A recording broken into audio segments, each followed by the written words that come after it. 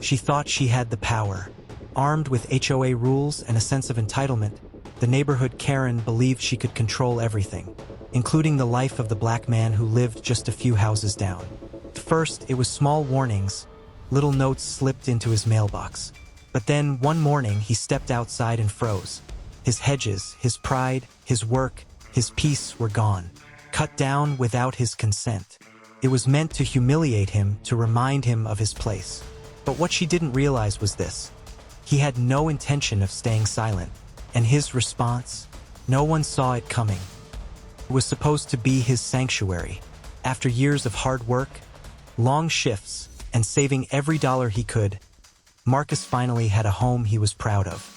A modest house on a quiet suburban street, framed by neatly trimmed hedges he cared for like family. Every morning before work, he'd water them. Every weekend, he shaped them with careful precision. To Marcus, those hedges weren't just plants. They were proof that he belonged, that he had built something of his own in a world that too often tried to strip things away. But not everyone saw it that way. Across the street lived a woman who watched everything. Her lawn perfect down to the inch. Her mailbox polished. Her expression sharp, scanning for flaws in the neighborhood like a hawk circling overhead. To her, Marcus's hedges weren't beautiful. They were a violation. At first, it was subtle. A glare when he mowed the lawn. A muttered complaint at the mailbox. And then came the first letter from the HOA, citing yard maintenance violations. Marcus frowned at the paper, confused. His hedges were healthier than half the yards on the block. Still, he complied, trimming even more carefully. But the letters didn't stop, and neither did the stares. Every day, Marcus felt it growing, the weight of being watched, judged, targeted for reasons that had little to do with leaves or branches. He tried to ignore it, to focus on his life, his work, his home. But in neighborhoods like this, silence never lasts forever. And what came next would shatter the calm completely. The second letter arrived only a week later. This one was harsher, citing obstructive growth and neighborhood uniformity violations. Marcus read the words twice, shaking his head in disbelief. His hedges weren't wild. They weren't messy. They were alive, lush, green, vibrant. To him, they were pride. To them, apparently, they were a problem. He placed the letter on the kitchen counter, trying to push down the frustration rising inside him. Maybe he thought it was just a mistake. Maybe it would stop. But it didn't. By the third week, he was receiving visits from the HOA patrol. Volunteers armed with clipboards and smug smiles. They walked slowly past his yard, scribbling notes, whispering as though he couldn't hear them. And always, in the distance, that same woman. Standing on her porch, arms folded, eyes fixed on him. It wasn't just about the hedges anymore. He could feel it. This was about control, about power, about reminding him that no matter how much work he put into his home, someone was waiting to strip it away. Still, Marcus tried to keep peace. He trimmed more. He shaped more. He spent hours in the sun, sweat soaking through his shirt, just to make sure every branch was even, every edge clean. But no matter what he did, another notice came. Then one morning he stepped outside, and the air felt different. Quiet, too quiet. He glanced toward his hedges and his heart stopped. They were gone. Every last branch, every hedge that had framed his home, cut down to the root. The ground was littered with trimmings, as if someone had hacked through them in the night. Marcus dropped to his knees, running his hands across the raw stumps. His chest tightened. This wasn't enforcement. This was destruction. And he didn't have to guess who was behind it. Across the street, that same woman stood, coffee cup in hand, her gaze sharp and unyielding. She didn't need to say a word. Her smirk said everything. This was her victory, her message.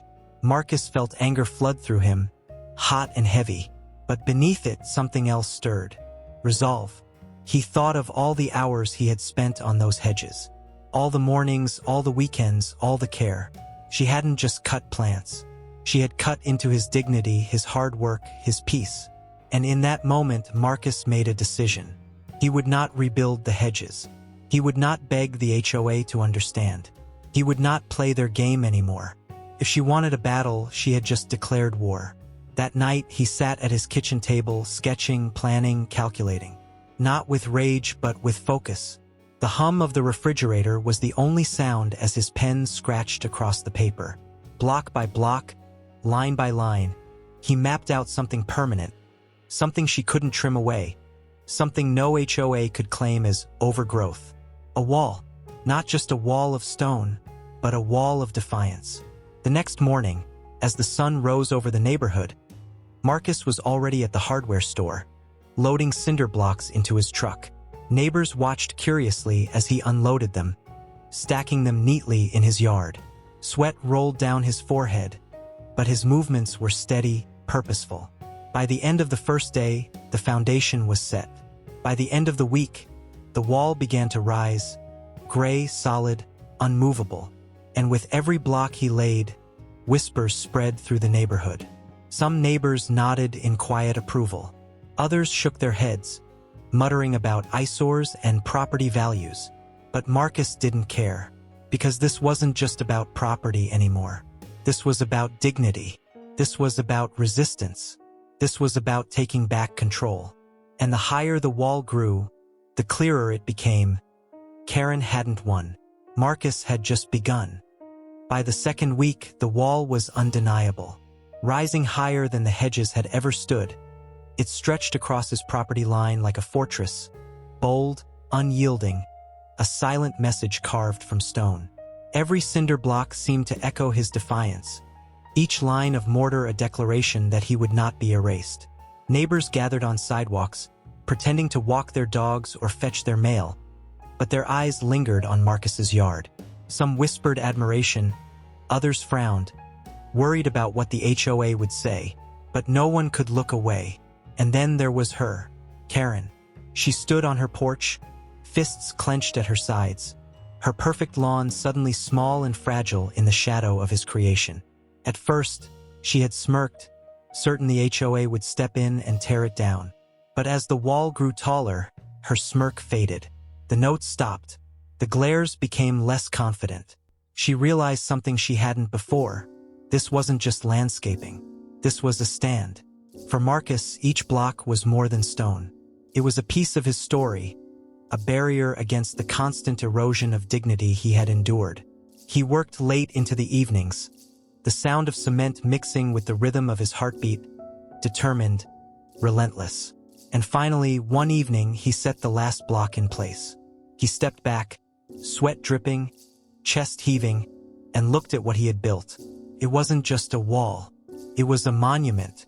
The street was silent, as though the neighborhood itself held its breath. Karen's eyes burned from across the way, but she said nothing. For the first time, she had no power here. Marcus didn't need to confront her. The wall spoke louder than words ever could. But what that wall represented would ripple far beyond the quiet boundaries of that neighborhood. When the wall was finished, Marcus didn't throw a party, didn't boast, didn't even call attention to what he had done. He simply lived. He watered his yard, tended to his home, and walked past the wall each day with quiet pride.